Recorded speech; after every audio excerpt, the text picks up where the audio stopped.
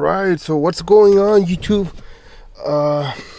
Okay, so pretty much I was, going around thinking, hey, my truck, it's somewhat old. The paint is not that great, but I use it for work. I got tools. I got my AC tools. I got my sound system. You can see. Oh yeah, and my son's car seat. But as you can see, it's not cheap. Nice Chevy Force in a Southern SCV 4000 on 95 amp hour C-Max. So we ain't rolling cheap over here. Now I went ahead and bought this Excalibur. I think it's 1870. Let me get the fucking manual. It's 1870 something, but that's the quick reference number for it. I have the box in the trash, so you know what, might as well. Let's dig through it. I don't give a fuck, so let's go.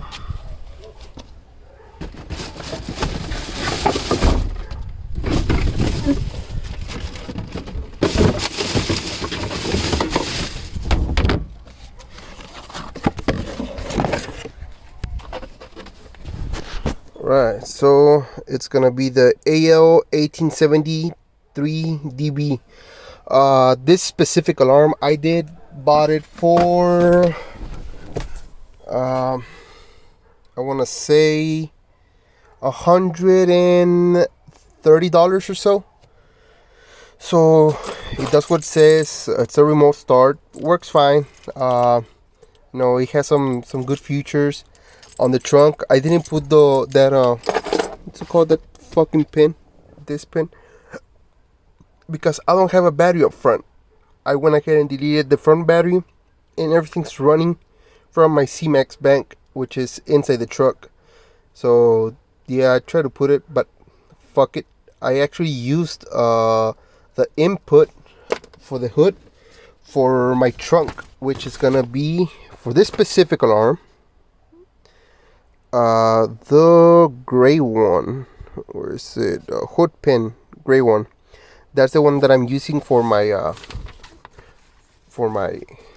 cargo area doors.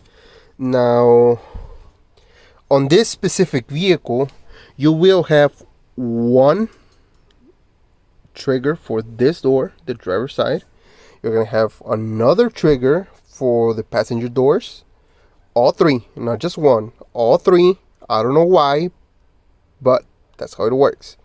One trigger for the driver's side, one trigger for three doors, passengers on the back, both of them, and then your third wire, it's gonna be for your cargo. I went and looked everywhere and couldn't find who the fuck can tell me where those wires were. So I went ahead and I had an idea that every single wire is supposed to be on the BCM. So let's see. Yeah, I know I have to clean it, but I'm doing this real quick. Okay, for the driver's side, you're gonna go to the VCM and you're gonna look for this purple wire. Purple connector. On that purple connector. Oh, by the way, you need to be careful with these wires. They're very thin, and you can actually rip them out of the connector, which I kind of did to this one, which is the driver's side door trigger, but I kind of fixed it. So yeah, this is gonna be your driver's side door trigger. That's only for that door, no other doors. So if you're just gonna connect that one, you kind of don't have any security on the other doors. Now for the other three doors, you're gonna go to that blue with white stripe wire on that light blue connector. That's gonna work for your passenger side, front, and both doors on the back. Now for your cargo area, which is the most important one for me, because I have all that shit on the back, it's gonna be that. Let me focus on that thing. pink with black stripe over there. It's actually over here too. It's right next to the blue with white on this light blue connector. Look for it, you'll find it there. And this is gonna be a 2002 Chevy Suburban, and I'm guessing it's gonna be the same shit for any Suburban, Tahoe, Avalanche. Well, Avalanche don't have cargo, so yeah, it's gonna be the same for any Chevy Suburban, GMC, Tahoe, Yukon, you name it.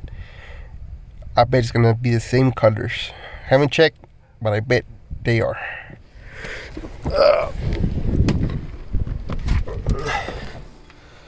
Now, for the security on this type of vehicles, you can actually come over here and get into that harness right there. You can see it right there. You're gonna use the yellow and orange with black line on that plug. You're gonna solder them together, and then you're gonna try to start your truck, but it's not gonna start. You're gonna have to do that sequence with the key. You're gonna have to, put it in, crank it. It's not gonna start. That shit's gonna blink. Let it blink. Give it about 10 minutes. Cycle it again. Don't go back. Cycle it. It's not gonna start. It's gonna blink. Let it blink. Don't put it back. Cycle it again. That's gonna blink. Once that is solid and it goes blank, you're gonna try to start it, and it should start unless you go back on the cylinder. You're gonna have to do another one. On this specific truck, on my truck, I did it 3 times, and I did it multiple times. And after 3 times of waiting a total of 30 minutes, it turned on. You don't need any resistors. You don't need any of that shit. You will have the security light on, but all the security you're gonna need is gonna come from your new alarm. Now, what else was I having trouble with? Alright, on this type of trucks, make sure if you're gonna do the install yourself,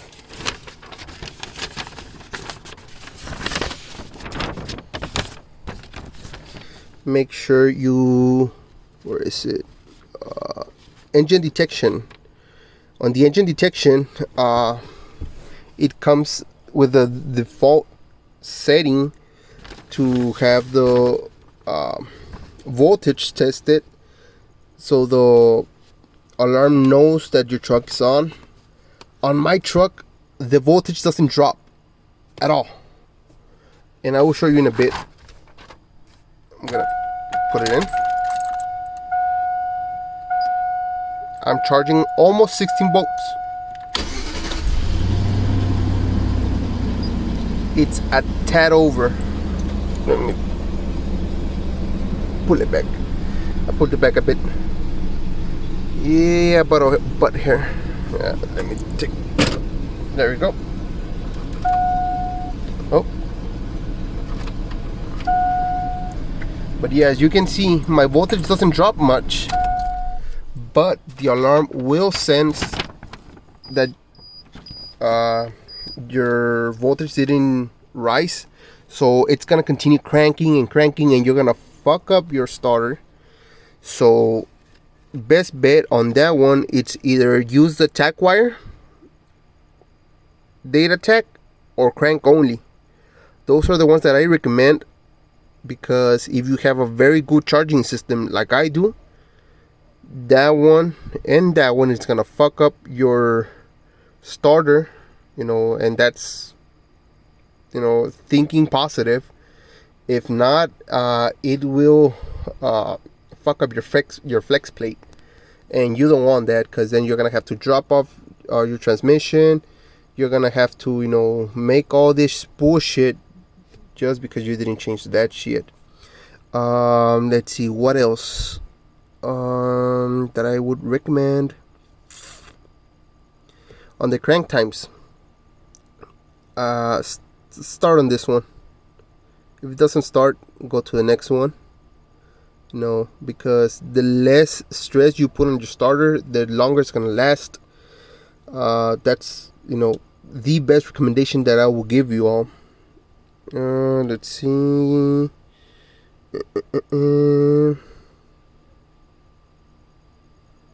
Alarm trigger duration. If you want your truck to non-stop be annoying when someone's breaking in, switch that to either 60 or 90 seconds. That's gonna make plenty of noise and long enough so someone can come out, check what the fuck is going on, and pretty much save the day. Or you can pull out your gun and this is Texas. Well, I'm in Texas, so maybe you're in another state. Scratch that off. Anti-carjack. On this alarm, we do have that feature, anti-carjack. On this one, I went ahead, called the Omega. They didn't answer, so I went ahead, and start messing around with it.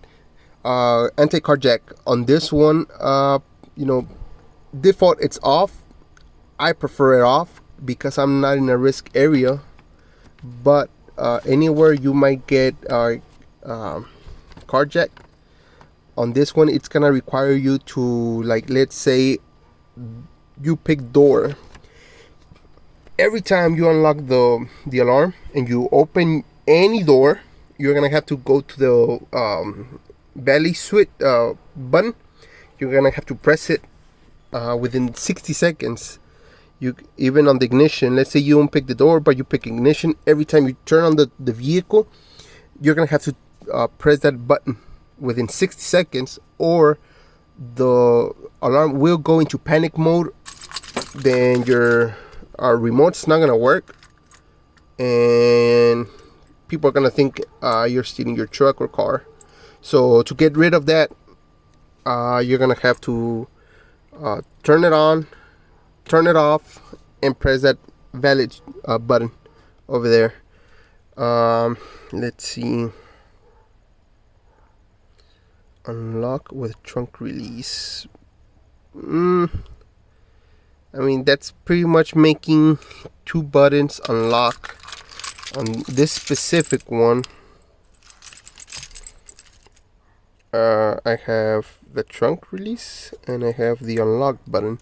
That one, preferably you turn it off. You already have an unlock button. So yeah, talking about unlock buttons. On these ones, they are positives to unlock them. Instead of on the VCM, I went ahead and got hooked up over here with some relays, and I tapped into the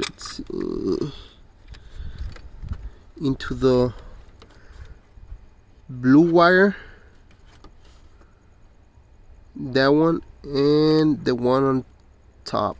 Wait, that right? No, never mind. It's gonna be the ones over here on the bottom. Those two. I went ahead and tapped into those. So those are the ones that do the lock and unlock on this vehicle. On the VCM, I was having some issues, so that's where I went ahead and tapped into.